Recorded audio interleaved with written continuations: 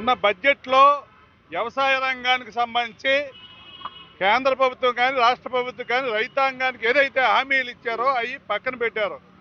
అందులో దానికి నిరసనగా ఈరోజు సంయుక్త కిసాన్ మోర్చా ఆధ్వర్యంలో దేశవ్యాప్తంగా అన్ని జిల్లా కలెక్టరేట్ల వద్ద నిరసన కార్యక్రమం అన్ని రైతు సంఘాలు, వ్యవసాయ కార్యక్రమాలు, కౌలు రైతుల సంఘంతో నిర్వహిస్తున్నాం. ముఖ్యంగా నరేంద్ర మోడీ రైతు ఉద్యమంలో ఆ రోజు ఇచ్చిన హామీ ఏదైతే ఉందో మద్దతు ధరలపై చట్టబద్ధత చేస్తామని దాన్ని ఈరోజు బడ్జెట్లో పక్కన పెట్టారో అది తొంగలోకి తొక్కారు. అలాగే ఏదైతే వ్యవసాయ చట్టాలు రైతాంగం నష్టం ఉన్నాయో అవి వెనక్కి తీసుకుంటామని చెప్పి ఈరోజు దొడ్డిదారిన అగ్రి మిషన్ పేరుతో, అలాగే వ్యవసాయ మార్కెట్ చట్టం పేరుతో, కేంద్రీకృత సహకార రంగం పేరుతో మరికొన్ని మూడు బిల్లులు తీసుకొచ్చి ఈరోజు మరింత వ్యవసాయ చట్టాల కంటే ప్రమాదకరమైన ఈరోజు ఈ మిషన్లు తీసుకొచ్చి రైతాంగాన్ని దివాలా చేసే విధంగా ఈరోజు వ్యవహరిస్తున్నారు. అలాగే విద్యుత్ సవరణ బిల్లు ఏదైతే వ్యవసాయ రంగానికి విద్యుత్ భారాలు అవుతుందో ఆ బిల్లుని సవరణ చేయమంటే యథాతథిగా ఈరోజు అమలు చేస్తూ స్మార్ట్ మీటర్లు పెట్టి ఈరోజు రైతాంగం మెడ మీద కత్తి పెట్టే విధంగా వ్యవహరిస్తున్నారు. అలాగే ఏదైతే రైతులు అప్పుల బాధతో ఆత్మహత్యలు గురవుతున్నారో అందుకోసం ఒకసారి మొత్తం పంటలకి అప్పులకన్నింటినీ రద్దు చేయాలని ఏదైతే కోరుకుందో దాన్ని కూడా పక్కన పెట్టారు.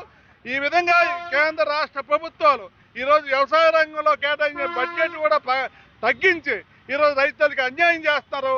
అలాగే ఈరోజు రైతులకి ప్రతి 60 సంవత్సరాలు నిండిన ప్రతి రైతు వ్యవసాయ కౌలు రైతులందరికీ 10,000 పెన్షన్ ఇమ్మని డిమాండ్ చేస్తాం.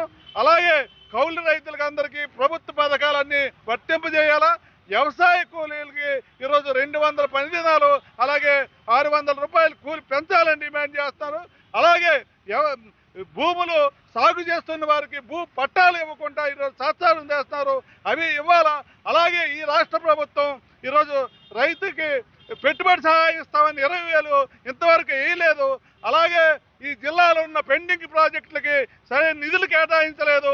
ఈ విధంగా రైతాంగాన్ని మొత్తంగా ఈరోజు నష్టం చేకూరుతున్నారు. ఇంకోటి పంటలు ఈరోజు అపరాల పంట ఉందంటే దానికి మద్దతు ధర కొనలేదు. ఈరోజు 1000 నుంచి 1,500 నష్టపోతున్నారు.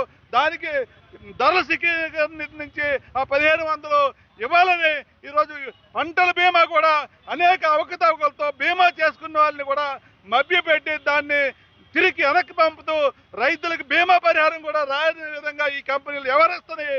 అందుకోసం ఇప్పటికైనా కేంద్ర రాష్ట్ర ప్రభుత్వాలు సరైన రైతుకి ఏదైతే రైతులు కోరుతున్నారో ఈ సమస్యల్ని వెంటనే పరిష్కరించాలా.